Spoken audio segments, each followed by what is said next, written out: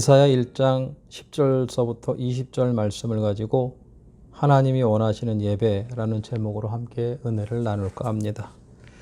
먼저 본문을 한번 보시도록 하겠습니다. 너희 소돔의 관원들아 여호와의 말씀을 들을지어다. 너희 고모라의 백성들아 우리 하나님의 법에 귀를 기울일지어다. 여호와께서 말씀하시되 너희의 무수한 재물이 내게 무엇이 유익하뇨? 나는 순양의 번제와 살찐 짐승의 기름에 배불렀고 나는 숫송아지나 어린 양이나 순념소의 피에 기뻐하지 아니하노라. 너희가 내 앞에 보이러 오니 이것을 누가 너희에게 요구하였느냐? 내 마당만 밟을 뿐이니라. 헛된 재물을 다시 가져오지 말라. 분향은 내가 가증히 여기는 바요. 월삭과 안식일과 대회로 모이는 것도 그러하니 성회와 아울러 악을 행하는 것을 내가 견디지 못하겠노라. 내 마음이 너희의 월삭과 정한 절기를 싫어하나니 그것이 내게 무거운 짐이라. 내가 지기에 곤비하였느니라. 너희가 손을 펼 때에 내가 내 눈을 너희에게서 가리고 너희가 많이 기도할지라도 내가 듣지 아니하리니 이는 너희의 손에 피가 가득함이라. 너희는 스스로 씻으며 스스로 깨끗하게 하여 내 목전에서 너희 악한 행실을 버리고 행악을 거치고 선행을 배우며 정의를 구하며 학대받는 자를 도와주며 고아를 위하여 신원하며 과부를 위하여 변호하라 하셨느니라. 여호와께서 말씀하시되 오라 우리가 서로 변론하자. 너희의 죄가 주홍 같을지라도 눈과 같이 희어질 것이요 진홍같이 붉을지라도 양털같이 희게 되리라. 너희가 즐겨 순종하면 땅의 아름다운 소산을 먹을 것이요 너희가 거절하여 배반하면 칼에 삼켜지리라. 여호와의 입의 말씀이니라. 다시금 온 국민들이 한마음으로 바이러스의 확산 방지에 동참한 관계로 급속한 확산은 일단 멈춘 것 같습니다. 그러나 우리 모두가 긴장을 늦춰서는 안 될 것입니다. 최대한 개인 방역을 철저히 하고 남에게 피해를 주지 않도록 함께 노력해야 할 것입니다. 너나 나나 할 것 없이 모든 사람이 힘들어하고 있는 상황에 타격을 입지 않은 개인이나 기관이 거의 없을 것입니다. 그중에 한국교회가 가장 큰 타격을 입은 것 같아 안타깝고 마음이 많이 아픕니다. 교회의 큰 타격은 무엇보다 예배가 흔들리고 있다는 것입니다. 그나마 현장 예배를 드리게 되었는데 8.15 집회 이후 다시금 강제적인 온라인 예배를 드리게 되었습니다. 그런데요, 아무리 따져봐도 현장 예배가 코로나 바이러스 이전 수준으로 회복되려면 상당한 시간이 흘러야 할 것 같습니다. 교계 전문가들 중에서는요, 이전의 수준으로 결코 회복될 수 없다고 비관하는 분도 있습니다. 그런 이야기를 들으면서 많이 걱정되는 것이 사실입니다. 그래도 현장 예배든 온라인 예배든 예배 자체를 중단하지 않고 드리고 있다는 사실에 하나님께 감사할 뿐입니다. 만일 온라인 예배라는 수단이 없었다면 지금 상황이 참 기가 막혔을 것입니다. 우리가 중요하게 생각해야 하는 것은요, 어떤 형태든 우리가 참된 예배를 드리고 있느냐라는 문제인 것입니다. 우리가 참된 예배를 드린다면 이런 특수한 상황에서 하나님도 용납해 주시고 우리도 신앙생활을 잘 이어갈 수 있으리라 생각합니다. 그런 마음에서 참된 예배란 무엇인가? 우리는 과연 참된 예배를 드리고 있는가? 혹시 부족한 점이 있다면 어떻게 할 것인가? 이런 문제들을 함께 생각해 보고자 합니다. 오늘 말씀을 통해 우리 각자의 예배 생활을 돌아보고 참된 예배자로 굳게 설 수 있기를 기도합니다. 먼저 예배가 왜 그렇게 중요한 것인지 우리는 알아야 됩니다. 성경은 예배는 하나님을 만나서 그분을 높여드리는 것이라고 말씀합니다. 우리가 피조물로서 또 성도로서 신앙과 삶에서 최우선 순위로 삼아야 한다고 강조합니다. 그 이유를 성경은 세 가지로 제시합니다. 첫째로 하나님이 우리 인간을 창조하신 목적이 예배라고 성경은 말씀합니다. 우주의 삼라만상은 하나님의 피조물입니다. 그러므로 하나님의 창조 목적이 곧 존재 목적입니다. 인간도 마찬가지죠. 하나님의 우주 만물과 인간을 창조하신 목적은 다름 아닌 예배인 것입니다.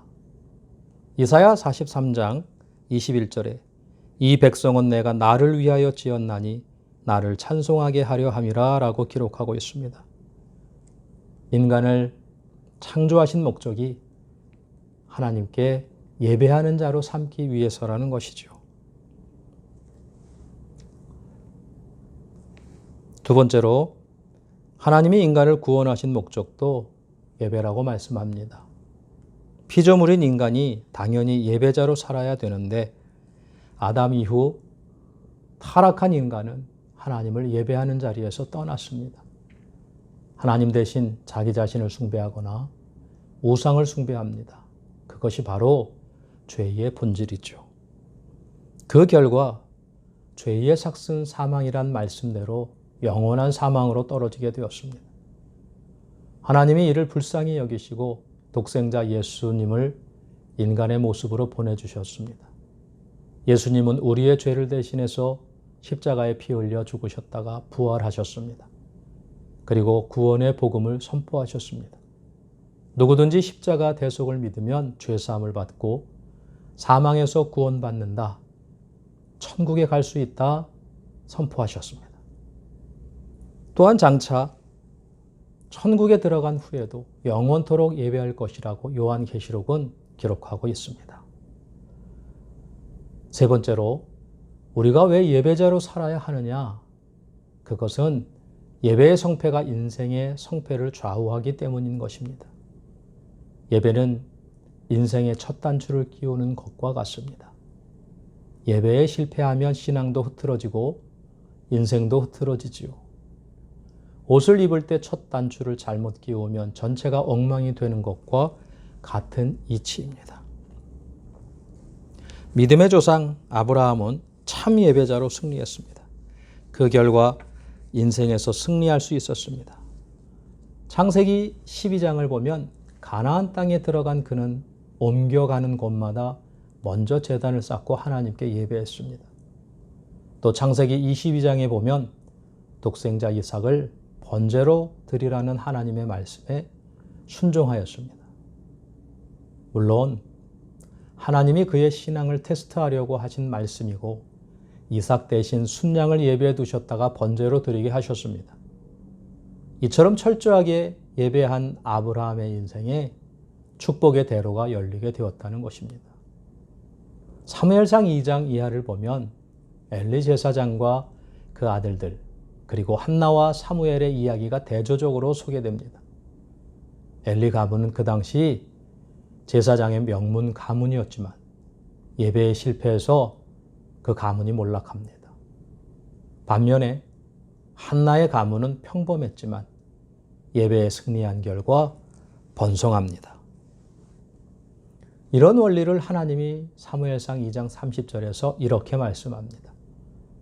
나를 존중히 여기는 자를 내가 존중히 여기고 나를 멸시하는 자를 내가 경멸하리라. 여러분 그렇습니다. 개인의 성패, 가정과 나라의 성패도 예배와 연관되어 있다는 것입니다. 이것은 그럴 수도 있고 아닐 수도 있는 게 아닙니다. 반드시 그대로 된다는 성경의 공식인 것입니다. 그러므로 우리가 꼭 기억해야 하는 것은 예배의 승리자는 인생의 승리자가 되고 예배의 실패자는 인생의 실패자가 된다는 것입니다. 그러한 사실을 이스라엘 역사에서 우리가 확인할 수 있습니다. 안타깝게도 구약 이스라엘은 예배에 실패함으로 실패의 역사를 남겼습니다. 본문이 그 실상을 증거합니다. 역사적인 배경은 남북 분단 시대의 남유다 왕국이며 BC 8세기입니다. 이스라엘 백성은 겉으로는 멀쩡했습니다. 안식일과 절기 때가 되면 번듯하게 제사를 드렸습니다. 오늘날의 예배에 해당합니다. 그런데 안타깝게도 하나님이 그 예배를 흠양하시지 않으시고 거절하셨습니다. 마치 빈 껍데기처럼 형식만 남은 위선적인 예배였기 때문입니다. 하나님은 그들의 예배를 외면하시며 그들을 가리켜 소돔과 고모라 백성 같다고 말씀하셨습니다. 하나님은 선지자를 통해 그들의 예배를 이렇게 책망하셨습니다. 여호와께서 말씀하시되 너희의 무수한 재물이 내게 무엇이 유익하뇨? 나는 순양의 번제와 살찐 짐승의 기름에 배불렀고 나는 숫송아니나 어린 양이나 순념소의 피를 기뻐하지 아니하였노라. 너희가 내 앞에 보이러 오니 이것을 누가 너희에게 요구하였느냐? 내 마당만 밟을 뿐이니라. 그들의 예배는 형식만 남은 가짜 예배였다는 것입니다. 그래서 하나님이 불쾌하셨습니다. 당연히 하나님과의 관계는 어긋날 수밖에 없었습니다. 인생 만사가 절대 주권자 하나님의 손에 달려 있는데 그들의 인생이 잘 될 리가 만무합니다. 나라도 쇠락할 수밖에 없었습니다. 그들이 회개하고 참 예배로 회복했으면 좋았을 텐데 그러질 못했습니다. 남유다 왕국만 그랬던 것이 아닙니다. 북이스라엘 왕국은 더 심각했지요. 그래서 북이스라엘은 BC 722년에 아수르에게 먼저 멸망당하고 그리고 남유다는 BC 586년에 바벨론에게 멸망당하고 맙니다. 여러분, 역사는 거울이라고 이야기합니다. 특히 성경의 역사는 각 시대의 모습을 아주 분명하게 비춰주고 있습니다. 바른 길을 가도록 촉구합니다. 그러므로 오늘 이 시대를 사는 우리 개인뿐 아니라 우리 국가도 그 말씀에, 성경 말씀에 귀를 기울여야 하는 것입니다. 참된 예배의 회복, 이것이 우리의 살 길이라는 것입니다. 우리는 이 말씀을 가슴 깊이 새기고 예배에 대한 반성과 회개를 통해서 참된 예배를 회복해야 하는 것입니다. 그러면 참된 예배란 과연 어떤 예배일까요? 오늘 본문에 나와 있는데 마음이 있는 예배, 그리고 삶이 있는 예배라고 말씀합니다. 하나님께서 우리에게 원하시는 것이 재물이 아니라는 거죠. 하나님께서 우리에게 원하시는 것은 우리의 진실된 마음이라는 것입니다. 그래서 잠언 23장 26절에 내 아들아 내 마음을 내게 주며 라고 말씀합니다. 인간 관계에서도 그렇죠. 마음을 주고 마음을 받는 게 사랑 아닙니까? 하나님은 우리와 사랑을 나누고 싶으신 것입니다. 그래서 우리가 마음을 드릴 때 하나님은 기뻐하시고 우리를 축복해 주시는 것입니다. 이사야 당시 이스라엘의 예배를 하나님이 거절하신 이유는 무엇보다 그들의 마음이 담겨있지 않았기 때문입니다.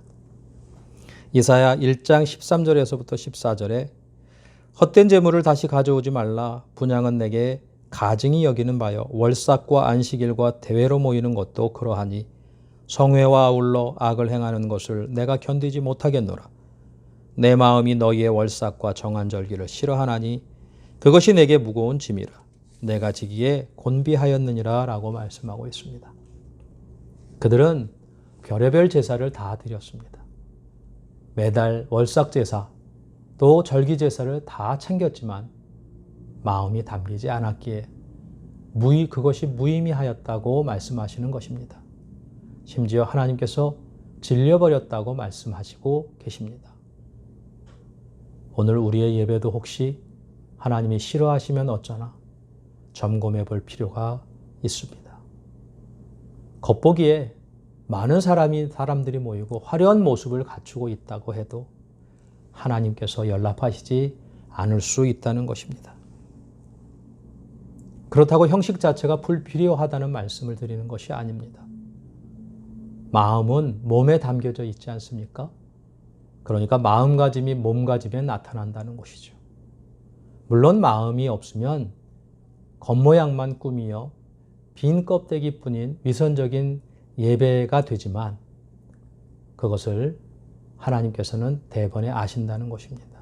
이스라엘의 예배가 바로 그런 예배였다는 것이죠.